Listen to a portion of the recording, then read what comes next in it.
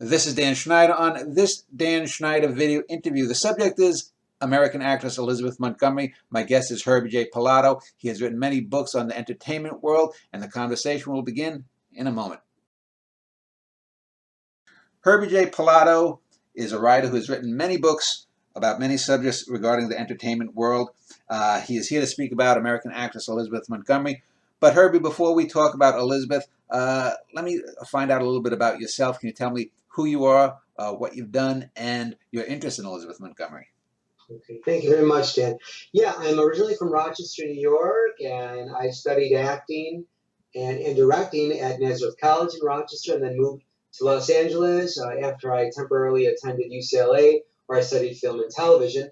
And then I moved back to Rochester, graduated from Nazareth College, and then returned formally to Los Angeles, where I soon began work as an NBC page, which was a wonderful job for me. And that's when I really became interested in behind the scenes aspects of the industry, and I would act and do shows and sing and dance in local clubs in Los Angeles. But I did start to really become interested in writing when I actually worked an episode or the promotion for a TV movie called I Dream of Jeannie 15 years later, starring Barbara Eden, which was a reunion movie of that series. And I thought, well, if they ever going to do a reunion movie about a blonde magical woman and a dark-haired moribund, they should do one on Bewitched. And I reached out to Elizabeth Montgomery to see if she would do a TV movie on Bewitched or reunion. She said no. I go, long story short, how about we do a book on the show? And I became an author. It's interesting you just mentioned that the I Dream of Jeannie didn't Larry Hagman play that's quite a jump. Wait. I mean, Larry Hagman was on the original show. Was Bill Daly in that? I'm trying to think. Bill Daly was in the reunion, and Hayden Rourke, who was in the original show, was also in the reunion. But Wayne Rogers, of all people, was the new Tony Nelson in the reunion movie, and it was because Larry Hagman was doing Dallas at the time, and he really didn't want to go back to the role because I guess he had a rough with Jeannie because he never really got fully compensated, never felt he got fully compensated. So yeah. So it was Wayne Rogers, which, sorry, just think about it for me as Major Nelson. So let's talk about Elizabeth Montgomery. What kind of family did she come from, and where and when was she born? Elizabeth was born in New York in 1933. Her father was 1930s, 40s film star Robert Montgomery, and her mother was Broadway legend Elizabeth Allen. She had a younger brother, Skip, who was Robert Jr., and they also lived in Patterson, New York, upstate New York, had beautiful farmland up there, beautiful estate, where she became, like Mary Tyler Moore, a lover of animals. And then, they moved to Los Angeles, and she wanted to be an actress. And like Mary Tyler Moore, her father didn't want her to be an actress either, strangely enough. I mean, he was a movie star. He knew how tough the industry was, I think, and he was just protecting her. But he wouldn't even let her go see movies. So he's very, very demanding. And they ultimately had a love-unlike relationship. How did she break into show business? We talked about Mary Tyler Moore and her first major role, not even showing her face.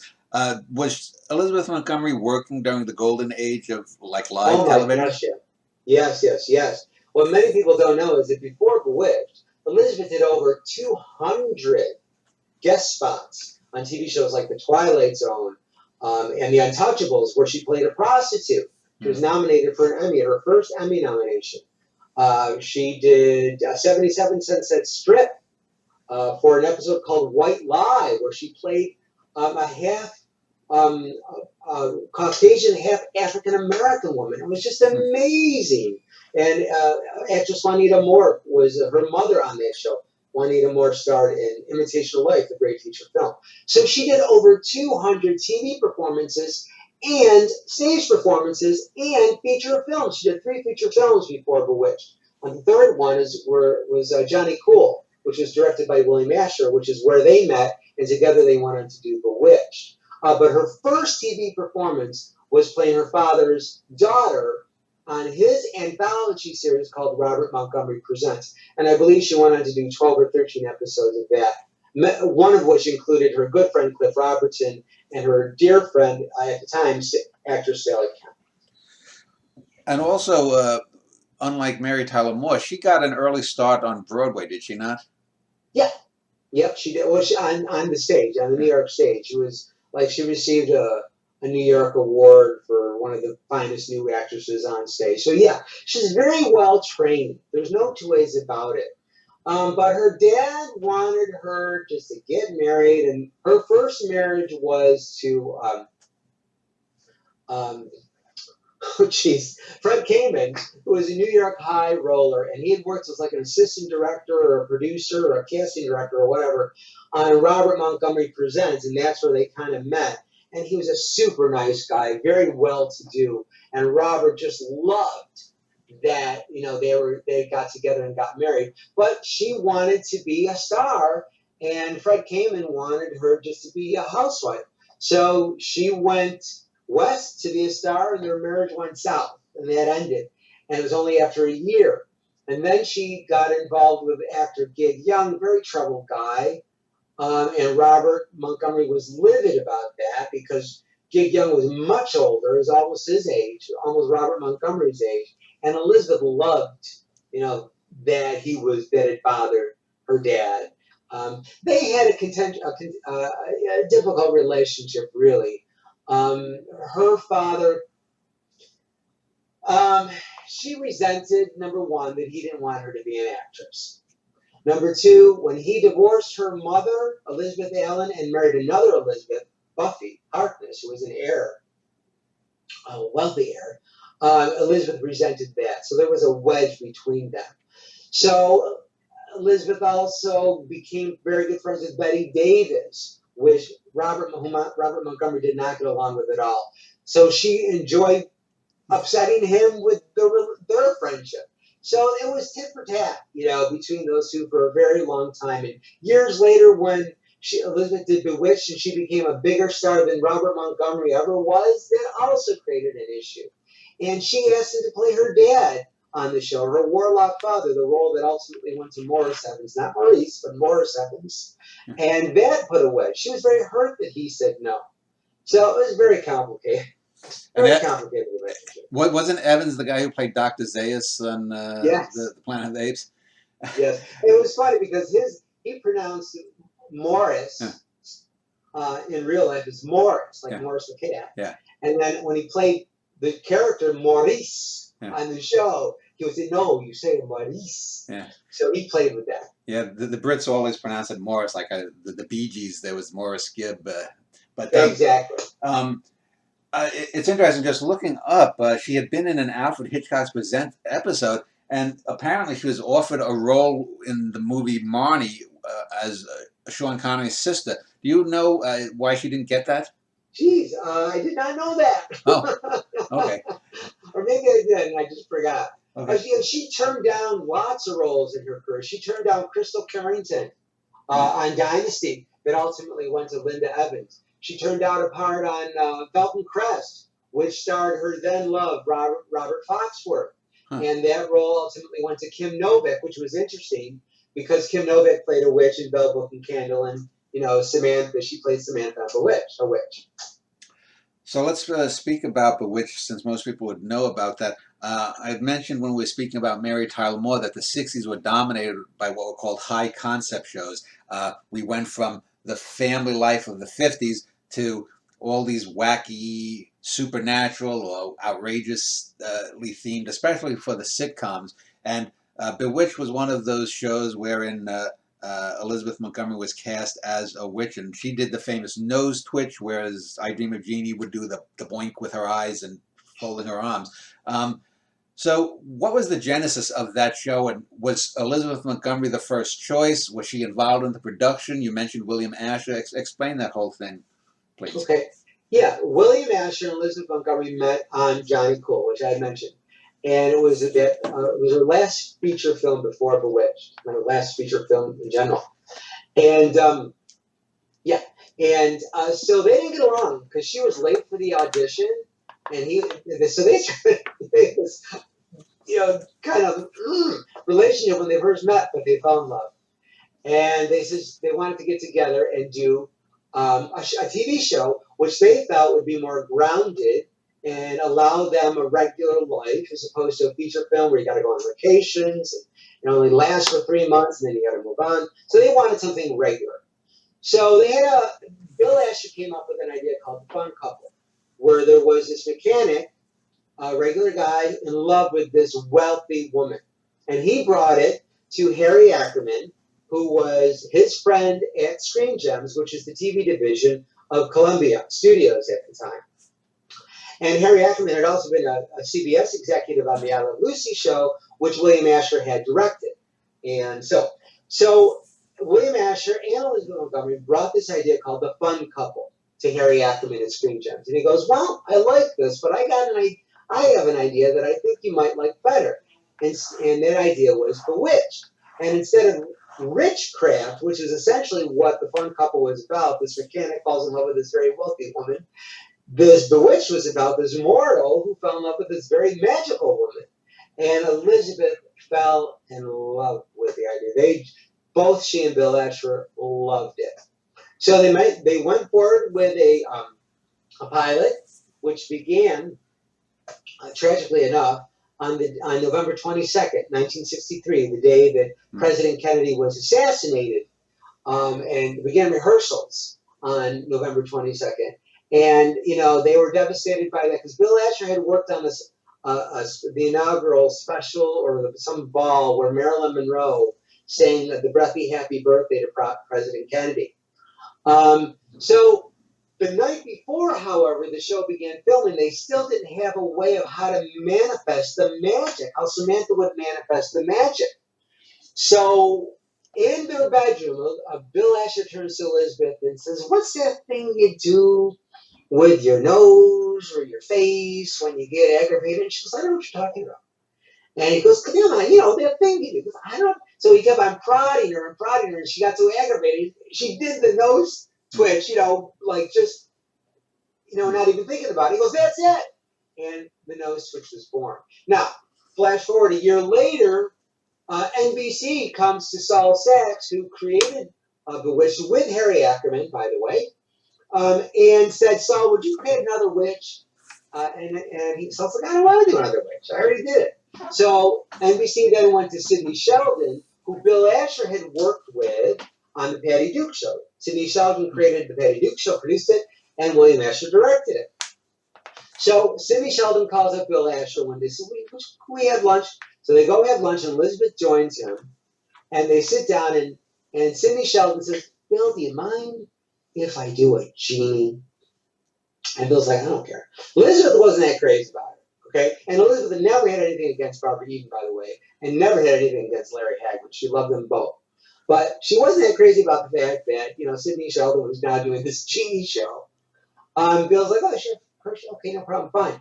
And then Sidney says during this lunch, the only thing is I got to think of a way of how to have Genie manifest the magic like Samantha does.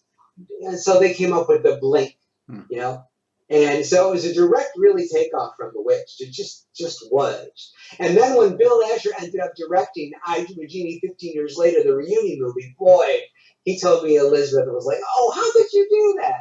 So she wasn't happy about that. But again, she never had any issues with Barbara Eden. It was when they started doing things like, similar plots on I Do a Genie that was on Bewitched, like disappearing houses, things like that. And when they started doing Genie 1 and Genie 2. Genie's sister with the dark hair as opposed to Samantha's cousin Serena with the dark hair. That kind of, didn't sit well with Elizabeth. But overall, she didn't care. A lot of people don't know that Bewitched aired on ABC, which at the time was the new network. People forget that NBC and CBS had been around for decades at that point, and there had been the Dumont network, and ABC was still less than a decade old. And I think Bewitched was the biggest hit they'd had up to that point. Did that give Asher and Montgomery extra leverage to do what they wanted? Oh, my gosh, yes. Absolutely. Yeah, Bewitched pretty much put ABC on the map. I mean, that's all there's to it. It was a top 10 show for a long time, even when Dick Sargent, God bless him, came along and replaced Dick York, which I obviously we'll talk about later. But yeah, it put ABC on the map. But it was an amazing show, and it wasn't just a silly little sitcom. Okay, you had Bernard Slade, who went on to do Same Time Next Year. He's working on the show. Danny Arnold, who would go on to create Barney Miller for ABC. He's a tremendous writer. I mean, he had these amazing people who, in the first two seasons of the show, which many people feel is more domestic and it's not as eccentric or doesn't have as much magic as the later shows do, which were in color, and the color lent to that magic. But many people feel that the first two seasons, which were in black and white, were more realistic. If you can have a realistic take on a magic sitcom. But Samantha and Darren loved each other despite their differences, okay? She was a witch in a mortal world. And they focused on what made them the same, which was their mutual love for each other. The show is about prejudice. Okay? It's why so many people in the 1960s were connecting with it. You know, there was the civil rights movement. There was the Vietnam War. There was, the drugs. Everybody needed that escape, and they saw Samantha, this beautiful little couple, a magical Robin Laura Petrie, if you will, who loved each other and respected each other. Yeah, okay. Darren didn't let her do the magic, but if he didn't let her do the magic, or if he did let her do the magic, there wouldn't have been a show. That was the conflict of it. And he wanted to, that wanting her to not do the magic was based on the fact that he had a strong work ethic and he wanted to buy things for her. He wanted to support her. And the crazy thing is, she didn't love him for what he could buy her, because whatever he could buy her, she could twitch up something or zap up something better. She loved him for him. And he loved her for her. And it was a true love story with a strong work ethic, with a theme of prejudice, against prejudice. Before we talk about the two Darrens, let's talk about some of the supporting cast. You mentioned Morris Evans. The two that stand out the most in my mind are Agnes Moorehead as her mother, and also Paul Lynde, I think, played her uncle. Uncle Arthur. Yes. What impact did those characters have within the show itself, the dynamics of the show? Well, I mean, Agnes Moorehead was just tremendous. She initially was like, because Elizabeth and Bill Asher saw her in the department store in New York, and it was like, I think Bill Asher saw her first. And he asked her, if she would do the role, if she would be interested. And she was like, well, maybe not. But she ultimately did say yes. And she figured, well, it's not going to sell. Do the pilot. It's not going to sell. We're playing this. It's not going to happen. Well, of course it sells. And then she just embraces and embellishes in playing this eccentric, beautiful, feisty witch mother to Samantha. She just threw herself into the role, and she loves sitting on the fireplace in the chiffon gowns and bespelling. And Dick York loved her, and she loved Dick York.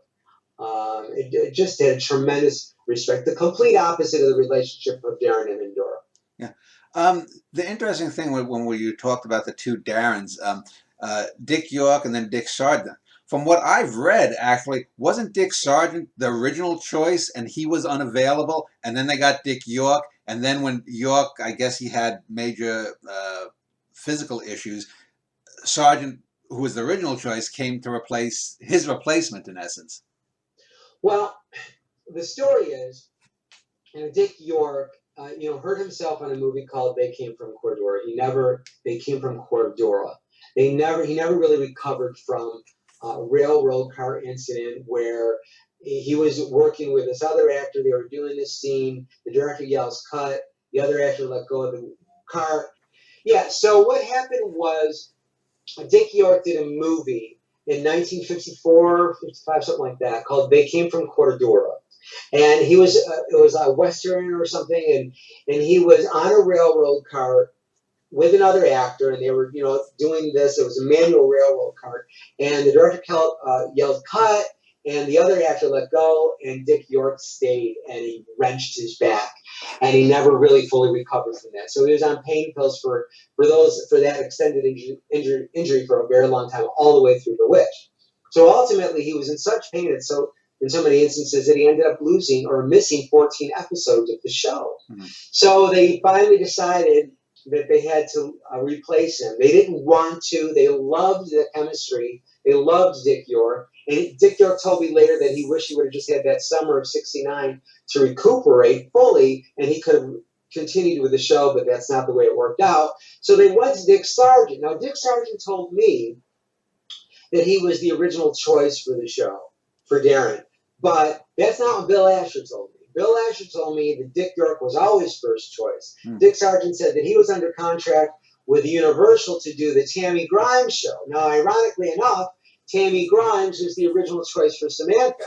And Tammy Grimes turned down Samantha, and Elizabeth said yes. Tammy said no, Elizabeth said yes. So Dick Sargent ended up playing Tammy Grimes' twin brother on the Tammy Grimes show, on which her character was named Tamantha with a T. So there's a lot going on with that. But Dick York, from what Bill Asher said, was always first choice. Dick Sargent, from what Dick Sargent told me, was always first choice, but he couldn't do it because he was under contract with Universal. And then they went back to Dick Sargent to replace Dick York. Yeah. Also, later in the show, they had what's often considered sort of the death knell of a series, where they have a child. Later became known as the Cousin Oliver effect, I think, from the Brady Bunch, where if a show is sort of in the doldrums, they try to revive it by having the couple have a kid. The character was Tabitha, which later, I think, was played 15 years later by Lisa Hartman as a grown-up character. But how did that child affect? Oh no! People loved Tabitha. People loved Aaron. It was played by Aaron and Diane Murphy, who were twins. Mm-hmm. And in those days, there were certain laws where you had to, have young actors be twins, play the same character for hours, certain hours on the set or whatnot. No, but everybody loved Tabitha. And when Dick Sargent came along, and they wanted to have another child, they brought along David and Greg Mandel, another set of twins, to play Adam, Tabitha's younger brother. No, people loved that. The only issue there is they started remaking, some Tabitha episodes with Adam, and they started remaking some York episodes with Sargent. Yeah. But they had already remade York episodes, black and white York episodes, as color York episodes. So they regurgitated a lot on that show. I don't know how, they thought we were going to notice, especially, later on in reruns, but we all did. Yeah. I even asked Bill Asher about that. I go, how you could remade a lot of episodes? He goes, oh, you noticed that? But yeah. So I really never understood why they just didn't bring in a whole bunch of new writers. Yeah. Certainly when Sargent came along, but that's not the way it worked. It was cheaper, probably. Yeah. The only Tabitha episode that really stuck with me was the one where she has a black school friend who gets bullied or something, and she turns all the kids gray, I think. No. What happened was that was Elizabeth Montgomery's favorite episode ever. Yeah. Number one.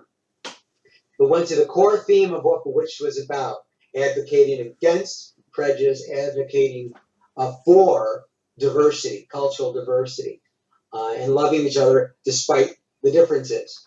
So that episode was written by the 1970 graduating class of Jefferson High School, inner city in Los Angeles. Multicultural class, okay? Spanish, African Americans, white, Italian, you name it. They loved The Witch. And the producers found out about how much they loved The Witch. So they asked them to write this episode. And the episode was polished up by Barbara Avedon, who had written for Bewitched and later went on to do Cagney and Lacey and shows like that. So it's about Tabitha befriending this young girl who happened to be African American. They went to the park. They got along so well. And they got along so well that they wanted to look alike. But bullies in the park says you can't, or they wanted to be sisters. Yeah. So, but bullies in the park says, well, you can't be sisters. You don't look alike. And they felt hurt by that. So Tabitha goes home, uses witchcraft not witchcraft, but wishcraft, to try and make them look alike. And the spell goes wrong. Black polka dots show up on Tabitha, and white polka dots show up on the young African American girl. It's just amazing. And then by the end of the episode, Samantha calls Dr. Bombay, played by the great Bernard Fox, to fix the situation and gives the sweetest message that, you don't have to look alike to be sisters. All men are brothers, and all people are sisters, no matter, it depends on your heart, sisters at heart. So it was really amazing. It ends up winning the Governor's Award at the Emmys that year. And it certainly is so timely today, and how television really can unify us, or popular television can unify us. There's messages of love and peace. And it sounds corny, but they're there in classic TV shows where everything is uplifting. And Bewitched was one of the most uplifting shows in the history of TV, and there's many more. And I just don't see a lot of it today. There's a lot of talent, but and behind and in front of the scenes, but I don't see a lot of joy on a lot of new shows, and it's sad. It's depressing. I don't think we're going to be talking about The Walking Dead in 50 years. Yeah. I know I'm not. Yeah, I think I mistook. I think there might have been a Twilight Zone episode where everyone was made gray. But I knew that it was something that Tabitha did that made them more alike. Bewitched. I think you had mentioned was going to run for an extra year. How did the show end? They didn't have a final episode like Mary Tyler Moore show did. No, they didn't have a final episode like Mary Tyler Moore. They didn't have a final episode like Dick Van Dyke. They really didn't do final episodes in those days. Mary and Dick Van Dyke were very unique to that. But yeah, it just ended. And Elizabeth, the marriage with Bill Asher and Elizabeth was not as strong as it was. It was faltering. They still cared a great deal for each other, but it just wasn't working anymore. And they had 3 beautiful children, very respectful, beautiful children, who they raised just as respectfully as Elizabeth was raised. Rebecca Asher, tremendous TV director today. Billy Asher, genius guitar creator. And Robert Montgomery, essentially just a fantastic carpenter and woodworker. So the show just wasn't the same. The marriage wasn't the same. Elizabeth was, not happy with the series. She was bored. She was tired. You look at that last season of the 8th year, she's like dragging her feet, like, okay, let's do another show. It was just she wanted to move on. ABC wanted to renew it, or did renew it, and everybody thinks that ABC canceled it because it was opposite All in the Family and it was faltering in the ratings. ABC did not cancel The Witch. Elizabeth Montgomery canceled The Witch. She didn't want to do it anymore. So she left the show, and then she became the first really queen of TV movies with a movie called The Victim, 1972. She had like a couple years left on her ABC contract because of The Witch. She goes, okay, I won't do The Witch, but I'll do all these other TV movies. So she did The Victim. She did Mrs. Sundance. And then in 1974, she did A Case of Rape with NBC. And that just blew everybody out of the water. So, wow, Samantha getting raped. I mean, I still can't watch the show all the way through. It's hard for me to watch it. And then she did The Legend of Lizzie Borden, which was one more movie she did with on her ABC contract. And she really knocked everybody out with playing this axe murderer. And her father was livid because her father felt that she was, acting out some way her aggression towards him for divorcing her mother and marrying a Buffy Harkness. And, Lizzie Borden axe murdered her father and her stepmother. So, when Robert Montgomery found out that Elizabeth was going to do The Legend of Lizzie Borden, he was like, oh, you would do that movie. Let me just ask you about the Case of Rape, because that really started, I think, a trend of TV movies where female actors tried to rebel against the image. A couple of years later, Eve Plum from the Brady Bunch played a prostitute named Dawn. I forget the name of the movie. I just interviewed. Dawn, a portrait of a Yeah.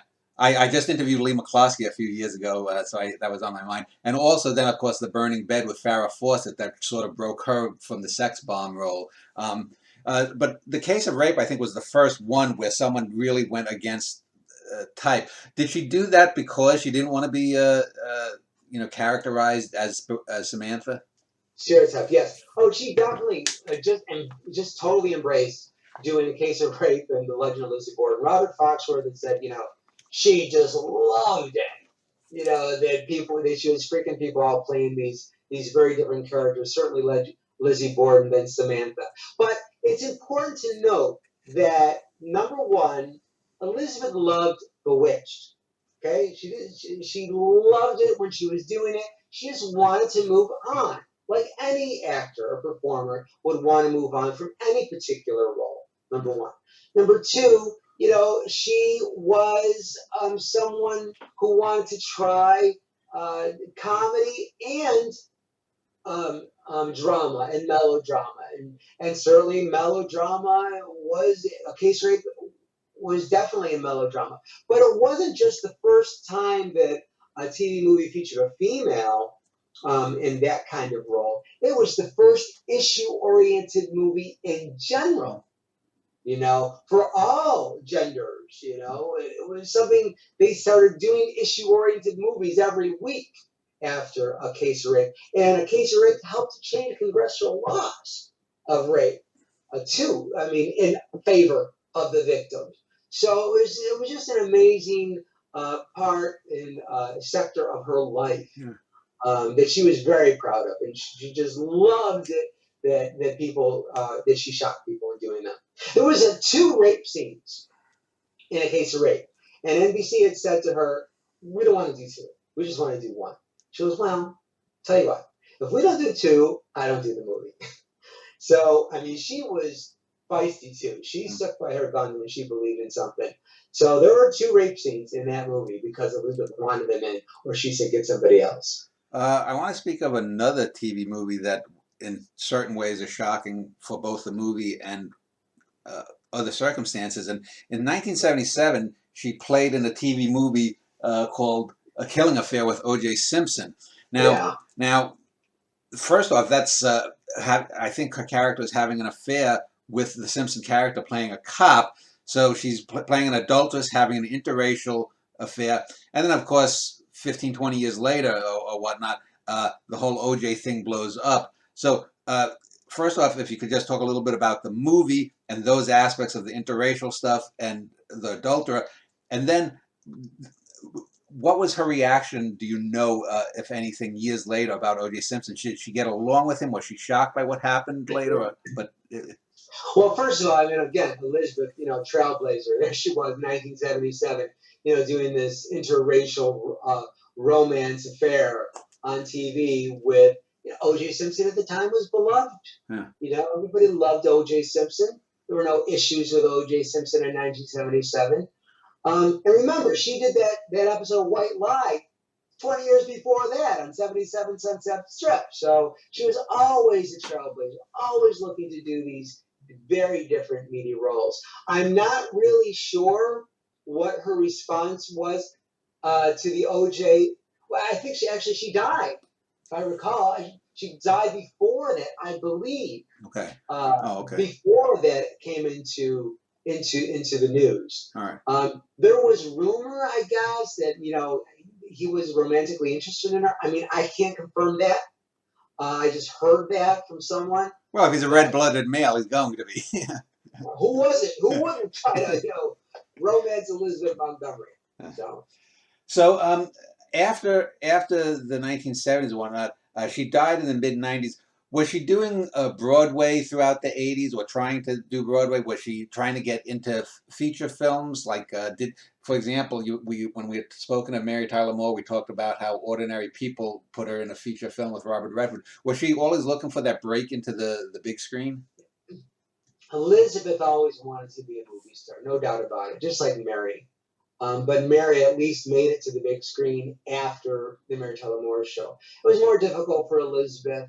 Samantha was such a, she was a TV actress. She had that charm about her. That when you act on movies, it's big screen, it's different. When you're acting on TV, you're more intimate. You're being welcomed into people's homes. There's a special quality.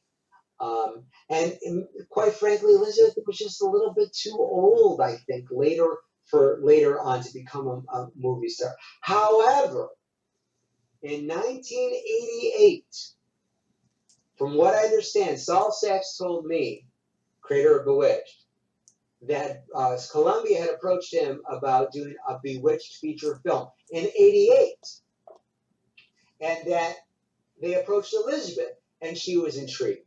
Now here she is doing all these TV movies up until this point that are very different than Bewitched. She wants to get away from Bewitched. She wants to get away from Bewitched, but she's intrigued with doing a feature film on Bewitched. Now that would have been amazing. Unfortunately, that never happened. That version of it. The one later did, and I served as a consultant on it with Nicole Kidman. But it would have been wonderful for Elizabeth to have done the Bewitched feature film. And around that time, I had written a reunion movie, for Bewitched, which I think I mentioned at the early part of this interview. And Elizabeth didn't want to do that, and that's how we ended up doing the book on the show, which turned into her biography, Twitch Upon a Star, which I have right here, which is a narrative biography of Elizabeth that I wrote, and then The Essential Elizabeth Montgomery, which is an encyclopedia of her entire life and career that I wrote. And this started really as an index to Twitch Upon a Star. And my publisher was like, Herbie, you've got too many books, you've got too many pages here. We'll make it 2 different books. But anyway, yeah, she wanted to be a movie star, no doubt about it. But it didn't happen. And it was about to happen with Bewitched as a feature film, but then that deal fell through.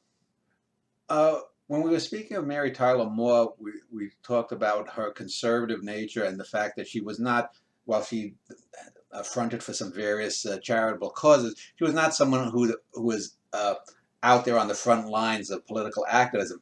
It seems to me that Elizabeth Montgomery was the opposite in a sense. Talk to me about some of her personal, political, and religious beliefs. Oh, yeah, that's another reason that she and Robert Montgomery kind of like knocked heads, because he was a conservative Republican and she was a liberal. And she protested the Vietnam War. And not only did she protest the Vietnam War, she would receive death threats for protesting the Vietnam War. She was a strong believer in the peace movement. And later on, she was one of the first advocates of those suffering from AIDS. It was because of my communication and interviewing David White and Dick Sargent that they got together with Elizabeth. I brought them together through just conversation and preparing for the Bewitched book at the time. That was the Bewitched book. But then in 1995, Dick Sargent asked her to serve as a co-marshal with him at the Gay Pride Parade of 1995 in Los Angeles. So it was just amazing. It's amazing that she did so much for so many. She also, like Mary Tyler Moore, loved animals. She's just a beautiful, charitable person who lent her name to several different charities and several different good causes. And she fought the good fight for, against the Vietnam War. And she was not having anything but, her liberal mindedness when it came to politics. That's for sure. So let's speak about her final years and her death. Unlike Mary Tyler Moore, she was not plagued with health issues until the very end, the last decade or so of her life, was she? Yeah, she never really catered to health. She wasn't, she smoked early on, and she had some issues. But again, just like Mary Tyler Moore, we all have issues. Nobody's perfect. But she spent a little too much time in the sun. She had it rough there, and she would fluctuate in her weight, and which exacerbated any issues that with her colon cancer, which rectal cancer, which ultimately took her life. And way too young.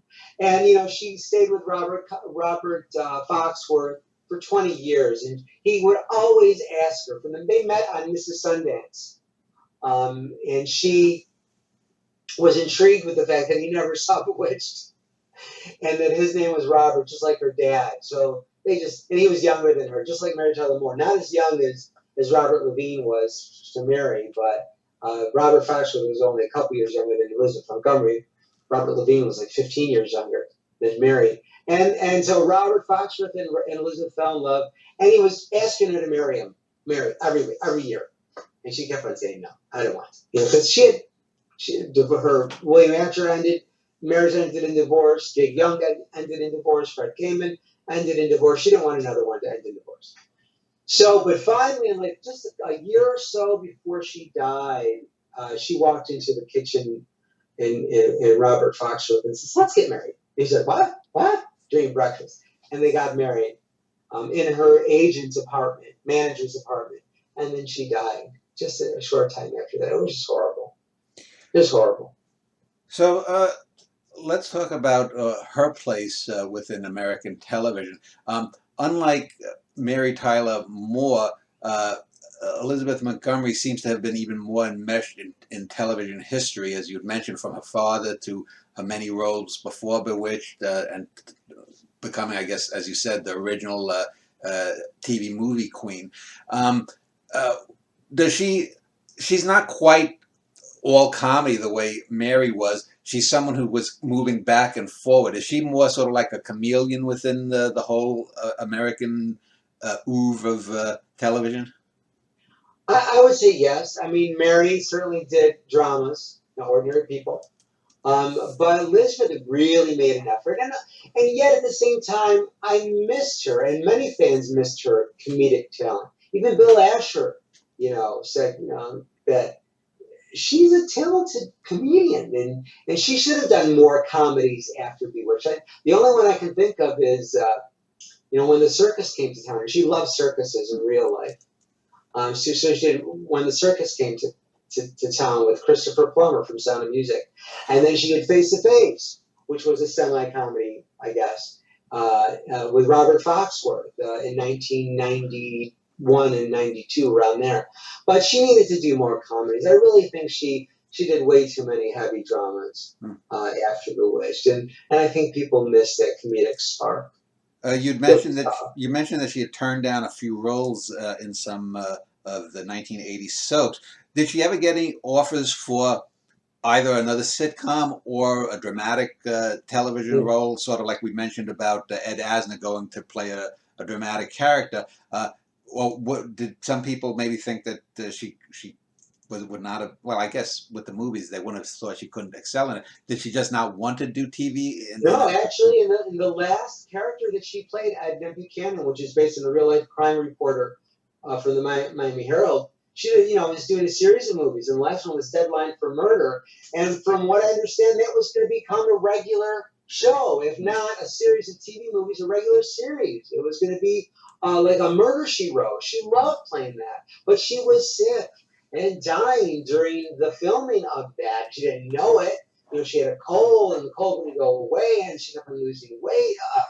It was just horrible, And that she died in May 18th, 1995, and my father had died, shortly before that. So that was a rough period for me, because Elizabeth and I, even just for a short period, we did become, friends in the 4 interviews that I had with her. And because I had, Bill Asher was going to do a new Bewitched TV show, and I had written this reunion for Bewitched, as I had mentioned, and he was like, well, send me the script. So I sent him the script, and he loved it. I was going to be a writer on the new Bewitched, and then it lost financing. And Elizabeth, she was going to do a cameo on this new Bewitched, right? So it lost the financing. It was going to be done in the UK. It didn't work out. And I had all this Bewitched energy still. I go, how about we do a book? You think Elizabeth would be interested in doing a book? Who's yes, she'll do that. So Bill Asher talked to Elizabeth for me. He gave me ultimately her phone number, okay? And Elizabeth Montgomery's phone number. and called her after 6 months. She finally returned the call because she was like, okay, should I really do this? And we finally met. She was adorable. She respected that I respected her as a person. I never asked her to twitch her nose. I never asked her for a picture. I never asked her for an autograph. I didn't want to be that guy. I wanted to be a person who really just respected her, and she respected that in return. And the 4 different interviews that I had with her were just tremendous. And she talked to Dick Sargent and David White, who would not talk with me unless she did. And she goes, you really need to talk to Herbie, which is what Bill Asher told her. Because the first question to me when we met was, why are you doing this? Why are you doing this book on Bewitched? And I told her, I believe in Bewitched, the message of love and prejudice and love. And she's like, okay. She was okay. Because Bill Asher told me I needed to speak with you. And he never says that I need to speak with anybody. And so that really touched me. And then years later, when she was doing Face to Face, a dear friend of mine, her mother is a reporter, an entertainment journalist, and she was interviewing Elizabeth for Face to Face. And after the interview, she puts her notepad down and she says, Elizabeth, I just have to tell you, my daughter is very dear friends with one of your biggest fans. And Elizabeth didn't take a beat.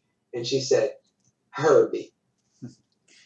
I mean, that I was on her mind. Out of all the fans that she had, she remembered me. Just let's say someone said, my daughter is friends with one of your biggest fans. That meant so much to me. And that meant that I meant something to her.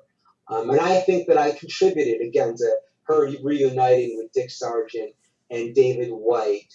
And her coming to peace with Samantha. Today it's cool to be known for those characters because it's post-TV Land, post-Nick at Night. But she wanted, at the time, before that happened, before the Nick at Night age blew up and made it cool to love retro, she didn't want to move forward with it. But today, if she was alive, God bless her, I'm sure she would love being known now for Samantha because she knows how much joy it brought. Millions and millions of people and the joy it still brings. And like Mary Tyler Moore, she has a statue, but it's in Salem, Massachusetts, of all places, for the witch trials. That's right. That's right. And she would have loved that, too. So Herbie, HerbieJPilato.com is your website. People can go there to look up any of your books. If you want to hold up your 2 books again. Any final comments then, Herbie, on Elizabeth Montgomery? Elizabeth Montgomery was down to earth, sweet, gentle, loving, kind. She was a generous human being who could have easily become arrogant and stuck up, due to her background, but she didn't. She made an effort to be a regular person on the set of Bewitched and any set she worked on. She reveled in things like ordering a pizza with the crew, because she really didn't do that kind of thing in Beverly Hills or Manhattan, where she was raised. And she made witches likable and believable because she was likable and believable in that role. You watch Bewitched, that is Elizabeth. That is Elizabeth. Those mannerisms and that charm. That is Elizabeth Montgomery. Sweetheart that she was. And I know that she's an angel in heaven. And God bless you, Elizabeth. We all miss you so dearly. Well, HerbieJPilato.com. I'll link to your website below these videos. Thank you for talking about both Elizabeth Montgomery and Mary Tyler Moore.